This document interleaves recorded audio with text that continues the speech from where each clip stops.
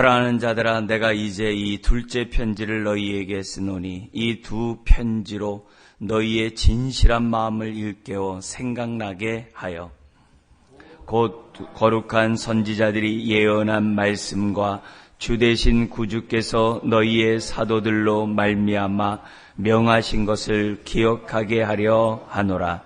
먼저 이것을 알지니 말세에 조롱하는 자들이 와서 자기의 정욕을 따라 행하며 조롱하여 이르되 주께서 강림하신다는 약속이 어디 있느냐. 조상들이 잔 후부터 만물이 처음 창조될 때와 같이 그냥 있다 하니 이른 하늘이 옛적부터 있는 것과 땅이 물에서 나와 물로 성립된 것도 하나님의 말씀으로 된 것을 그들이 일부러 잊으려 함이로다. 이로 말미암아 그때 세상은 물이 넘침으로 멸망하였으되 같죠. 이제 하늘과 땅은 그 동일한 말씀으로 불사르기 위하여 보호하신 바 되어 경건하지 아니한 사람들의 심판과 멸망의 날까지 보존하여 두신 것이니라. 아멘. 지금 이 베드로후서의 전체 주제는 자라감입니다. 자, 이제 그런 가운데 1장에서는 그 자라갈 수 있는 그 모든 DNA가 예수 그리스도를 믿는 순간 신의 성품이 우리들에게 주어졌다는 거예요. 그래서 자라갈 수 있는 그 모든 여건들을 다 갖췄다는 거예요. 그러면서 1장에서 무슨 얘기하냐면 더 확실한 예언이 있어 하면서 말씀, 성령의 감동으로 쓰여진 하나님의 말씀에 따라 우리가 계속 자라가야 된다. 믿음이 있느냐? 거기에 덕을 더하여서 정말 우리가 무조건 정말 우리 덕이 있는 그런 믿음의 삶을 살아야 된다. 근데 덕만 있어야 되냐? 아니다. 더 우리가 자라가서 지식이 더 있음으로 인해 가지고 우리의 믿음이 더 온전하고 더 우리가 인격적인 사람이 돼야 되고 하면서 이렇게. 근데 그런 너무 또 이렇게 자라다 보면 교만할 수 있으니까 절제. 아주 이렇게 절제된 그런 성품이야. 이게 계속. 근데 그게 뭐냐? 말씀을 통하여 자라간다는 게 1장에서 했었어요. 근데 2장에서는 이렇게 자라감을 방해하는 게 뭐라고 그랬어요? 3가지. 우리를 보혈로 사신, 거룩한 보혈로 사신 그 주를 부인하는. 그러니까 입으로만 주여줘야 하는 게 아니라 삶을 통해서 우리들이 뭐냐면 주여 했음에도 불구하고 옛사람대로 그냥 살아가는 거예요. 근데 우리의 마음은 옛사람을 닮아갈 수 있는 모든 죄성을 다 갖고 있거든요. 이미 익숙해요.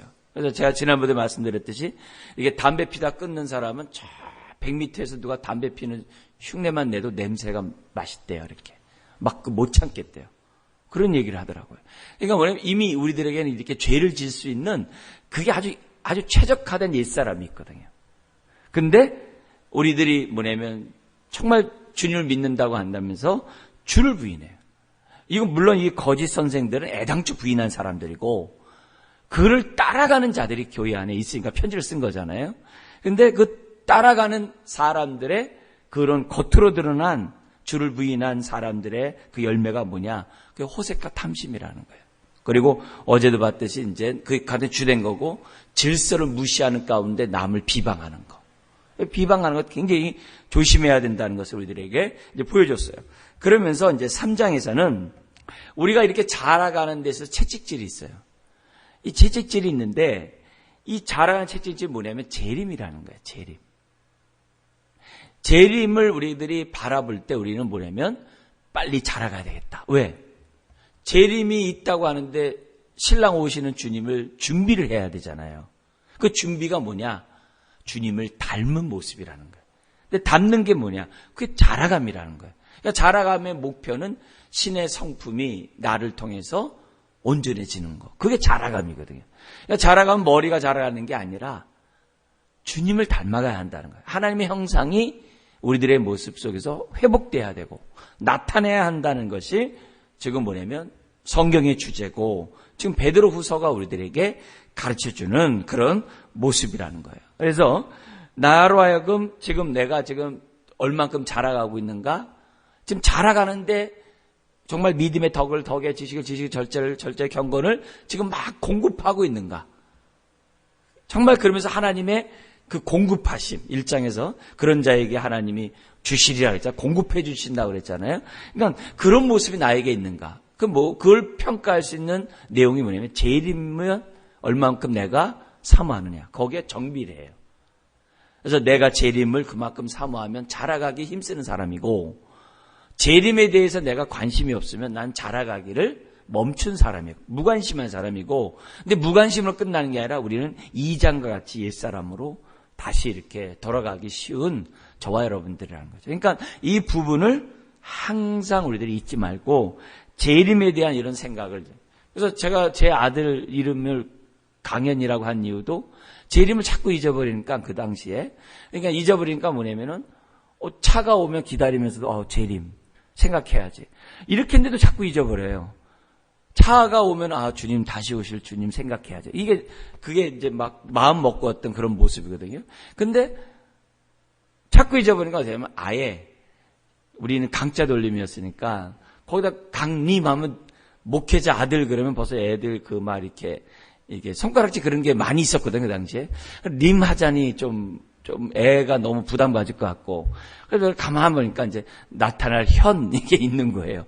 그래가지고 나타날 현자를 갖다 일부러 써놓은 거죠. 그래서 써놓으면서 뭐냐면 볼 때마다 평안한 가운데 다시 오실 그러한 주님, 이렇게 평강 가운데 다시 오실 그러한 주님을 연상하면서 강연아 이렇게 일부러 그렇게 한 거예요. 왜냐하면 잊지 말라고. 잊어버리기 쉽거든요. 여러분은 어떤지 모르겠어요. 그래서 재림에 대한 이 강림에 대한 정말 그런 모습에 대해서 우리들이 항상 생각해야 내가 깨어있게 되고, 우리가 열천회가 중요한 게 아니라 기름을 준비했느냐 준비하지 않느냐가 중요하잖아요. 그러니까 우리가 무조건 신앙생활하는 게 중요한 게 아니에요. 나 등불 들었어요.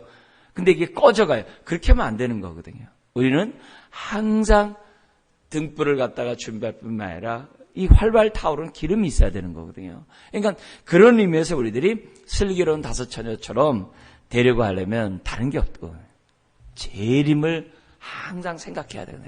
그렇지 않으면 노아의 홍수 때처럼 어떻게 해야 돼요? 시집가고 장가가고 집 사고 농사 짓고, 그게 뭐냐면 우리가 흔히 하는 일상적인 생활이거든요. 그거 하다 끝나거든요. 그러니까 그런 게 아니라 재림을 생각하면서 우리들이 자라가야 한다. 그 말씀을 지금 우리들은 이 베드로서를 통해서 좀 더 우리들이 이제 도전받아야 한다는 겁니다. 자, 그런 가운데 1절부터 7절은 뭐냐면 이 재림은 내가 말한 것이 아니라 이미 예수님과 주님의 그런 사도들, 이런 사람들 통해서 이미 전파된 내용이다.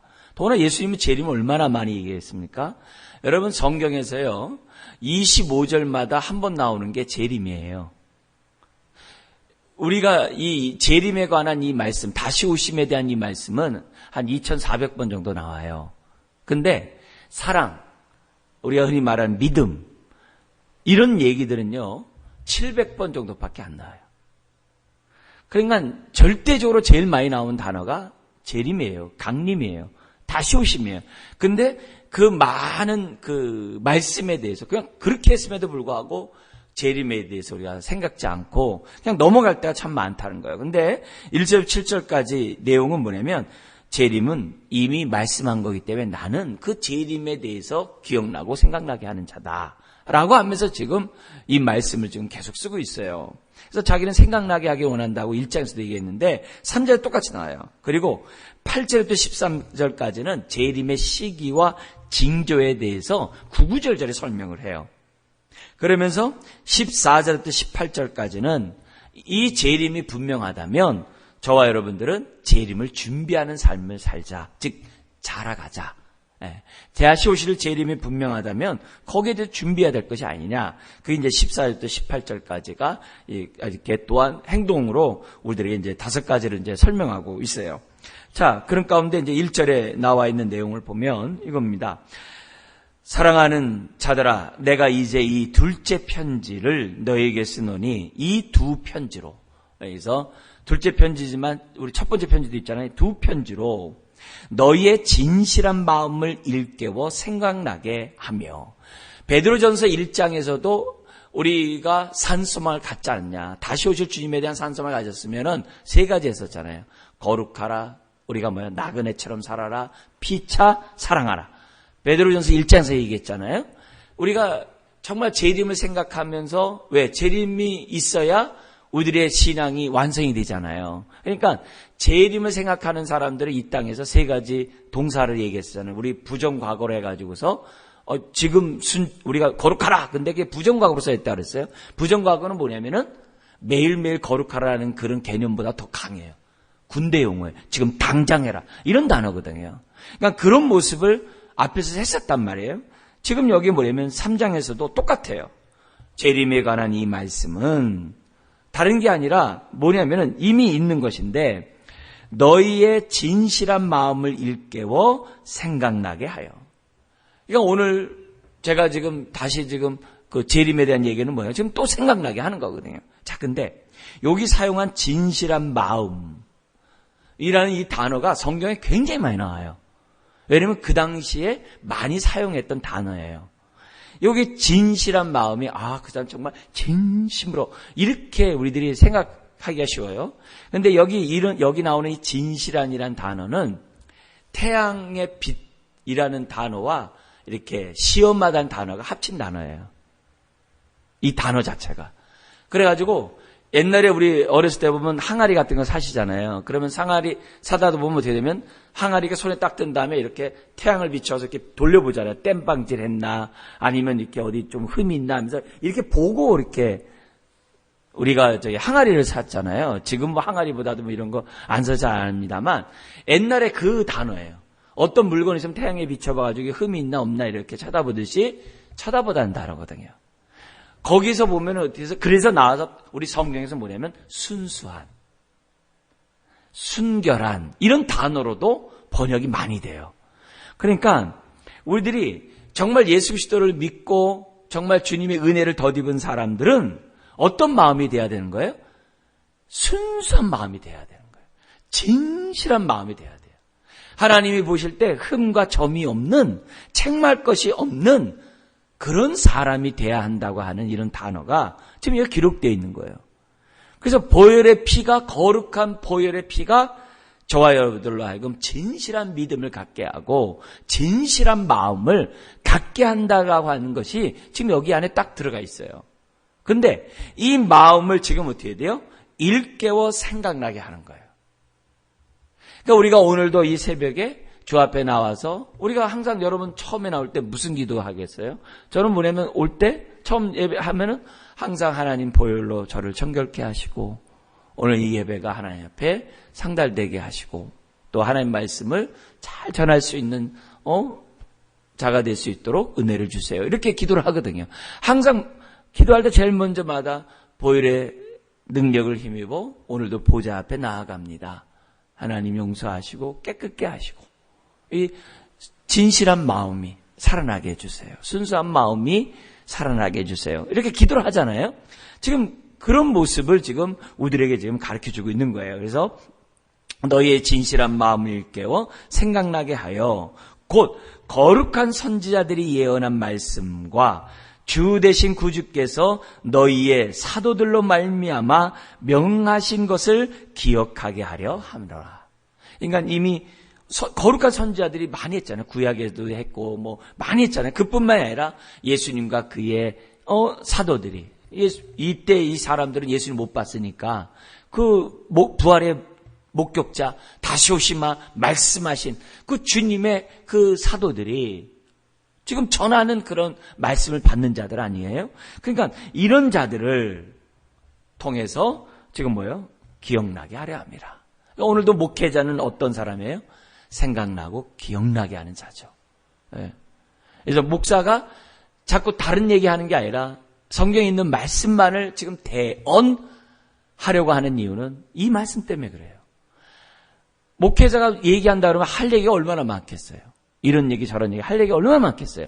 그러나 성경을 얘기하려고 하는 이유는 지금 베드로 사도가 하나님 앞에서 갖고 있는 그런 마음이 생각나고 기억나게 하는 이 얘기는 바울이 로마서 15장에서도 똑같이 써요. 로마서를 쓰면서도 똑같은 단어를 써요. 근데 이런 부분들을 우리들이 생각하지 않으면 다 뭐예요? 자기 속에는 옳은 대로 자기 얘기들을 할 수밖에 없다는 거예요. 그래서 우리들이 항상 우리가 큐티 교재에 보면은 거기 질문이 4가지가 나오잖아요. 관찰, 해석, 느낀 점, 적용. 그냥 느낀 점만 보면 안 되거든요. 항상 관찰을 뭐냐면 큐티 교재를 통해서 자꾸 훈련을 해야 돼요. 질문을 통해서 관찰을 통해서 이 본문이 뭔 얘기하는지를 자꾸 관찰을 통해서 성경에 그 질문이 나오거든요. 그 관찰을 해야 돼요. 그리고 해석을 해야 돼요. 그리고 나서 느껴야 돼요. 그렇지 않고 그냥 느낌 그러면은 우리가 뭐냐면 해석도 제대로 안 하고 관찰도 안 하는 가운데 느낌하다 보면 자기 좋은 것만 받게 돼 있거든요. 그러면 적용이 제대로 안 돼요. 그런 의미에서 항상 성경을 볼 때는 관찰해서 그 다음에 느낀 점 속에서 적용을 하는 이런 방식으로 콰이어 타임을 하는 이런 훈련들을 해야 하거든요. 성경분 훈련해야 하거든요. 그래서 어쨌든 우리들은 그런 말씀을 통해서 진실한 마음이 일깨워져야 되거든요. 말씀을 대할 때마다 이 순수한 마음이 자꾸 살아나야 되거든요. 그렇지 않으면 말씀을 보는 의미가 없잖아요. 그렇죠? 그래서 그런 의미를 위해서 우리들이 다시 한번 생각하는 정말 이 시간이 되었으면 좋겠고요. 그러면서 이렇게 얘기합니다. 먼저 이것을 알지니 말세에 조롱하는 자들이 와서 자기의 정욕을 따라 행하며 조롱하여 이르되 주께서 강림하신다는 약속이 어디 있느냐? 조상들이 잔후부터 만물이 처음 창조될 때와 같이 그냥 있다 하니 이렇게 얘기를 해요. 여기에서 이걸 갖다 이제 막 강조하는 게 이제 신천지를 비롯한 막 여호와 증인 막 이런 사람들이 막 이런 것들을 막 강조하죠. 그러면서 창조를 부인 안 해요. 창조를 부인 안 해요. 그래서 주님의 이런 재림은 창조를 갖다가 어떻게 돼요? 그 시대로 이렇게 복귀하고 에덴 동산의 그 삶으로 이렇게 다시 돌아가고 그때 그 삶을 이렇게 사는 거다 하면서 여호와 증인 같은 데는 막 천국에 이렇게 짐승과 같이 있는 그 그림들이 많이 이렇게 파수델토에서 많이 나눠주잖아요. 에덴 동산의 그런 회복. 그러나 개신교에서의 주님의 새하늘과 새 땅은 그걸 뛰어넘는 세상이거든요. 왜냐하면 에덴 동산은 죄를 짓는 그런 곳이거든요. 선악을 따먹는 그런 장소거든요. 그러니까 거기에 단지 생명나무 얻는 그게 이렇게 초점이 된 게 아니라 새하늘과 새 땅은 그걸 뛰어넘는 거거든요. 우리는 아담을 뛰어넘는 하나님의 어떻게 돼요? 형상을 닮은 그런 사람으로 변화되는 그 나라를 꿈꾸는 것이지 그 수준이 아니거든요. 그러니까 이런 의미에서 이들은 창조를 얘기를 해요. 근데 뭐예요? 재림을 부인하면서 뭘 부인하게 되는 거예요? 두 가지를 부인하는 거예요. 하나는 뭐냐면 심판을 부인하게 돼요. 재림이 있어야 죄에 대한 심판이 있잖아요. 하나님 앞에 백보자 앞에 서야 되잖아요. 그래야 우리 예수님도 그랬잖아요. 네가 말한 그대로 너를 심판하리라. 그랬단 말이에요. 그러니까 이 심판이 부인돼 버리니까 어떻게 돼요? 여기 베드로후서에 나오는 그 당시 거짓 교사를 비롯한 그를 따라가는 수많은 사람들이 뭐예요? 호색과 탐색 가운데 탐심 가운데 사는 거예요. 심판이 없는데. 그리고 그 조상들은 그냥 자고 그냥 끝났는데 거기에 뭐가 있겠어요? 그러면서 그러면 또 하나 부인하는 게 뭐가 있어요? 구원의 완성을 부인하는 거예요. 재림에 우리가 완전히 어떻게 돼요? 구원이 완성이 되잖아요. 재림과 함께 우리들이 썩지 않은 몸으로 이렇게 변화돼 가지고서 신령한 몸을 덧입어야 이게 이 구원이 완성이 되는 것이지 재림이 없이 어떻게 구원이 완성이 이루어져요? 부활이 없는데 말이 안 되잖아요. 그러니까 이 말 자체가 벌써 그렇듯 하지만은 그 중심 속에서 벌써 이게 틀린 거거든요. 네? 틀린 거거든요. 아니 주님이 재림하는데 왜 세탁기가 왜 필요해? 우리가 살아가는데 그게 그 무슨 새하늘과 새 땅이겠어요? 그렇게 우리들이 생각하면은 그게 이게 안 되는 이런 부분들이에요. 그래서 재림이 있어야 구원이 완성이 되는 거거든요. 그게 굉장히 중요해요. 그러면서 동시에 또 하나가 더 있어요. 또 하나가 있어요.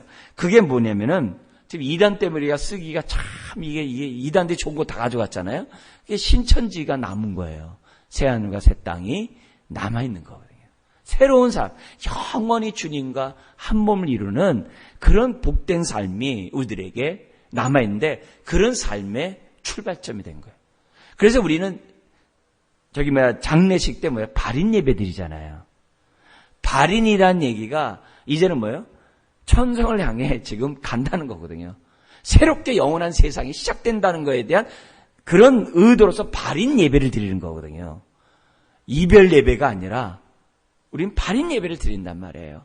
그러니까 그런 의미에서 우리들이 재림이 없으면 종말도 없고, 그러니까 심판이 없는 거죠. 완성도 없고, 그러면 뭐 또 없는 거예요? 부활도 없게 되는 이런 모습이겠죠. 그리고 또 동시에 새로운 시작이라고 하는 새 세상에 대한 하나님과 동행하는 그런, 정말 우리 계시록 마지막에 있는 눈물도 없고 병도 없고 이별도 없는 그런 모든 그런 삶의 모습이 지금 없어지는 거거든요. 그런 의미에서 우리들이 재림은 반드시 있어야 되는 거죠. 네. 무엇보다도 주님이 그랬잖아요. 다시 오신다. 약속하셨잖아요. 그죠? 본대로 다시 온다고 그랬으면 아멘 해야 되는 거죠. 그리고 또한 우리는 뭐냐면 그 다시 오실 주님에 대한 열망이 있어야만 한다는 거죠. 열망이 있어요.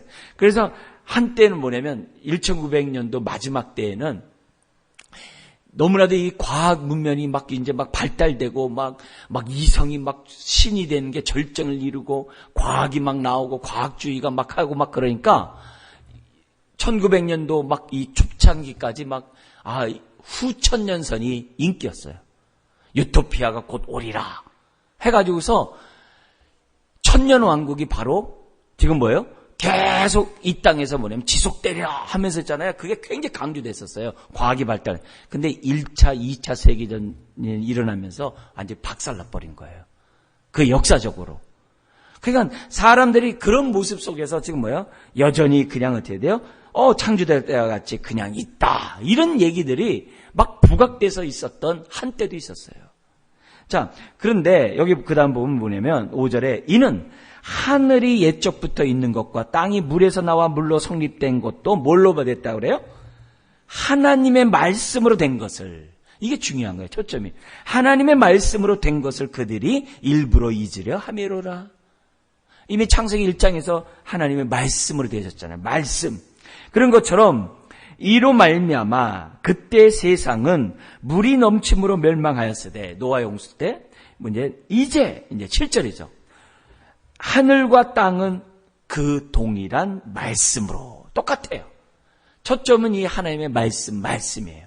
그래서 동일한 말씀으로 불사르기 위하여 보호하신 바 되어 경건하지 아니한 사람들의 심판과 멸망의 날까지 보존하여 두신 것이니라. 딱 그러는 거예요. 지금 노아의 홍수 때도 말씀으로 하나님이 심판하셨잖아요. 그러나 우리 주님도 분명히 또한 주의 제자들도 분명히 얘기했거든요. 불로서 세상을 심판하리라. 그러니까 물이냐 불이냐 이렇게 중요한 게 아니라 하나님의 말씀은 그대로 이루어진다는 게 중요한 거죠. 그래서 말씀은 한 번 선포된 것은 반드시 열매를 맺게 돼 있거든요. 말씀은 취소되는 게 아니거든요. 하나님이 말씀한 그 말씀은 그대로 이루어지는 거예요. 네. 비는 땅으로 떨어지게 돼 있는 거예요. 반드시 열매를 맺게 되어 있다는 것을 우리가 갖고 오늘 이 기록된 이 하나님의 말씀에 대해서 저나 여러분들이 아멘하고 그래서 말씀을 대할 때마다 진실한 마음이 일깨워놔야 돼요. 진실한 마음. 우리 1장을 말하면 신의 성품이 우리들에게 뭐예요? 이게 살아나야 돼요. 살아나야 돼요. 그래서 신의 성품이 살 뿐만 아니라 거기 뭐냐면 생명과 경건의 능력이 우리가 자라갈 수 있는 모든 능력이 우리 안에 이미 예수의 보혈의 피와 함께 주님과 함께 우리들에게 주어졌다고 했거든요. 그러면 그런 것을 우리들이 뭐냐면 믿고 우리가 뭐예요? 그 동일한 말씀이 이루어질 것을 우리가 믿는다면 결국 뭐 해야 돼요? 다시 오실 주님을 사모하고 바라보고 우리들이 살아야 한다는 것을 잊어서는 안 돼요. 나 천국 가기를 사모해. 그 말도 맞는데요. 뉘앙스가 어떤 때는 저 말이 뭐지? 이렇게 할 때가 있어요. 무조건 이제 힘들고 저거 하니까 나 천국 갈래. 뭐 이런 저거예요. 그러나 우리는 천국을 왜 가려고 그래요? 그 다시 오실 주님을 미리 만나는 거죠. 그 미리 만나는 주님을 뵙고 싶어하는 마음으로 천국 가야지. 나 힘들고 어렵고 하게 되면 나 천국 갈래. 그렇게 하면은 말이 저하지만 말이 틀린 말이 아니지만 어쨌든 뉘앙스가 그렇잖아요. 우리는 다시 오실 그 주님을 배우러 우리는 천국을 우리가 가려고자 하는 저와 여러분들이 있어요. 그러니까 우리는 시작과 끝도 우리의 삶 모든 것도 다 그리스도 중심이에요. 주님 안에서 주님과 함께 죽고 주님과 함께 부활하고 주님과 함께 보좌 우편에 있고 주님과 함께 영원히 사는 그것을 우리 바라보면서 오늘 우리들이 살아가자는 거죠. 여러분, 오늘 이 말씀을 통하여 다시 한번 재림에 대한 사모함이 넘쳐나기를 주의 이름 축원합니다. 기도하겠습니다. 하나님 아버지, 재림과 자라감은 구별할 수 없음을 이 시간 다시 한번 우리가 깨닫습니다. 재림을 사모하고 준비하는 사람이 자라갈 수 있다는 것을 우리들이 분명히 알게 해 주옵시고, 주님, 우리가 정말 재림을 생각할 때마다 또한 주의 말씀을 대할 때마다 우리의 순수한 마음이 아버지 하나님 일깨워질 수 있도록, 깨어날 수 있도록 은혜를 더하여 주시옵소서. 그래서 그리스도의 장사한 분량까지 자라가되 주님을 닮은 자로 주님을 맞이할 수 있도록 은혜를 더하여 주옵소서. 머리 숙인 한 분 한 분들 다시 한번 영안을 열어주시고 다시 오실 주님을 믿음의 눈으로 바라볼 수 있는 주의 신부들이 되도록 은혜를 더하여 주옵소서. 믿사오며 예수님의 이름으로 기도드리옵나이다. 아멘.